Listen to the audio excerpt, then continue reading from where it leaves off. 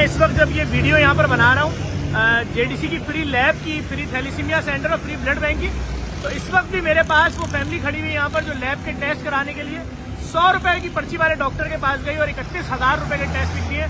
वो फैमिली यहाँ खड़ी हुई, शक्ल नहीं दिखा रहा आपको, और वो कह रहे हैं हम 31,000 रुपए के टेस्ट कैसे कराएं, लैब कब खुलेगी, आए। मैं किसी गरीब फैमिली की बात नहीं कर रहा, मिडिल क्लास फैमिली की बात कर रहा हूँ। ये आ गया जेडीसी फ्री डायग्नोस्टिक लैब। अब मैं आपको दिखाता हूँ अंदर से, जो मैं आपसे कह रहा था ना, अरबों रुपए की मशीनें आ रही हैं, अमेरिका और जर्मनी से पहुंचना शुरू हो चुकी हैं। ये देखें टीएलए प्लांट लग रहे हैं पूरे, और ये अभी जब पूरे यहाँ लग जाएंगे उसके बाद आपको मनाजिर दिखाएंगे कि किस तरीके से लग रहे हैं। इसके अंदर खून का टेस्ट किस तरह से एक सैंपल डलता है और तमाम टेस्ट इसके बाहर आएंगे, और ये तमाम सर्विसेज फ्री ऑफ कॉस्ट दी जा रही हैं। अगर मैं आपसे फिर कह रहा हूं, जैसे देखें मैं आपसे बात क्यों बोल रहा हूं मैं वो बता दूं। देखिए मैं बात इससे बता रहा हूं, जेडीसी ने वादा किया था 3,60,000 सालाना फ्री डायलिसिस होंगे, कराची में 50 सेंटर बनेंगे। इस वक्त 57,000 फ्री डायलिसिस चल रहे हैं जेडीसी के। 3,60,000 का टारगेट पूरा कर लेंगे जिस दिन 50 सेंटर खुल जाएंगे। इलाका सेंटर खुलते जा रहे हैं और वहां डायलिसिस शुरू हो चुके हैं। इस सेंटर का आप यकीन जाने, आदमी जो 35,000 रुपए की पर्ची लेकर आया हुआ टेस्ट की बाहर, उसकी असल कॉस्ट क्या है? असल कॉस्ट उसकी होगी 2,500, 2,600 रुपए, 3,000 रुपए। हम वो भी नहीं लेंगे, ये फ्री है, सबके लिए फ्री है, ठीक है। अच्छा भाई, अभी जो हमारे जितने भी दस्तरखानों में पार्सल जा रहा है, आप यकीन जाने को मेरी भी फैमिली अगर बुरा वक्त आ जाए, हम रोड पे बैठ के नहीं खाएंगे, मैं बात मानता हूं, लेकिन मैं पार्सल तो ले जा सकता हूं अपने घर। तो हमारे एक सेंटर से 5 से 10,000 पार्सल जा रहे हैं। बल्कि मेरी अभी सनरिच के जो ऑनर है फारूक अमीन साहब से बात हुई, इंशाल्लाह वो शायद हमें डेली के 10-20,000 पार्सल और देना शुरू कर देंगे, तो हमारा और काम बढ़ जाएगा। मैं फिर आपसे सिर्फ इतनी गुजारिश कर रहा हूं, अगर हमें सिंध गवर्नमेंट इसके अखराजात में सपोर्ट करती है, भले 50% कर दे, खाली 50%, मैं नहीं कह रहा 30,000 का 15,000 दे दे, नहीं, उसकी कॉस्ट ही 3,000 रुपए। उस 3,000 में अगर 1,500 रुपए सिंध गवर्नमेंट सपोर्ट करती है, यकीन जाने यहां से लेकर पूरे सिंध के एक शहर में खोल देंगे फ्री लैब, पूरे पाकिस्तान में खोल देंगे। मसला सिर्फ ये कि हमें कोई सपोर्ट तो मिले। हमारे जो डायलिसिस हो रहे हैं, अगर हमें आधे पैसे उसकी किट के मिल जाए, देखिए हमने जो प्लानिंग की थी वो हमने की थी जब डॉलर आधे पे था।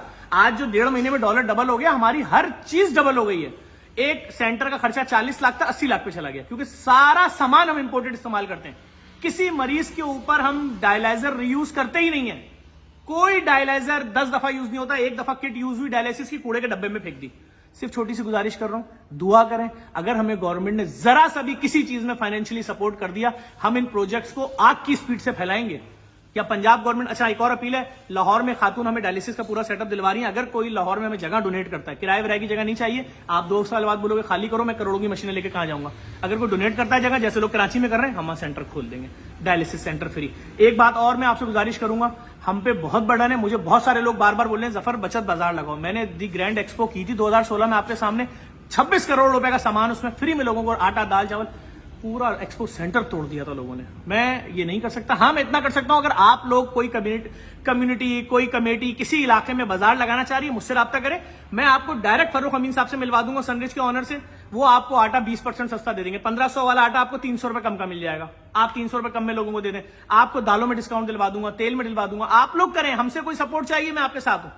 आप कहते हैं जी शुरू में थोड़ी बहुत सपोर्ट कर दो जफर हमें सब्जियों में, हम आपके साथ खड़े होंगे।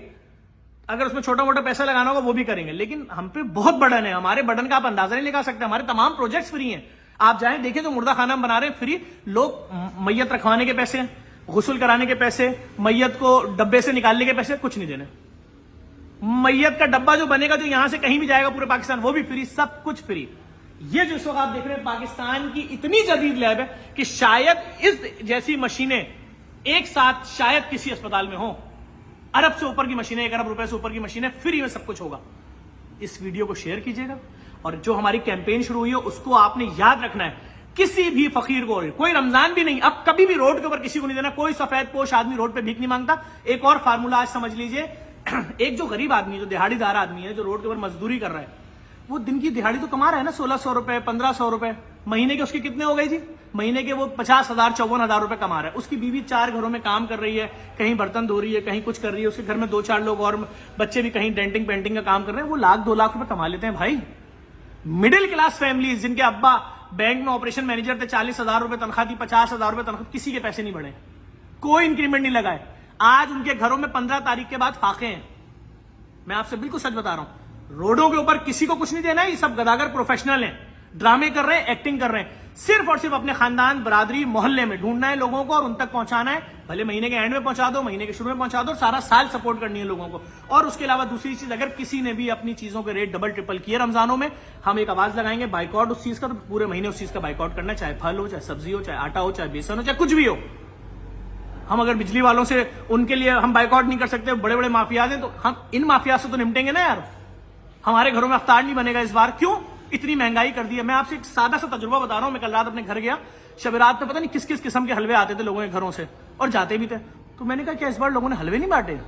तो अंदाजा लगा लें हालात कहां चले गए हमारे लोगों के। इस वीडियो को लाजमी शेयर कीजिएगा। जेडीसी का साथ दें। जेडीसी को करोड़ों अरबों रुपए की जरूरत है भाई। सिर्फ इतनी सी गुजारिश है, दुआ करें सिंध गवर्नमेंट हमें 10% भी अगर इन प्रोजेक्ट्स में सपोर्ट कर देगी, 10% भी, तो हम इस काम को कितनी स्पीड में फैलाएंगे। दुआ करें उन तक ये मैसेज पहुंच जाए और वो हमें सपोर्ट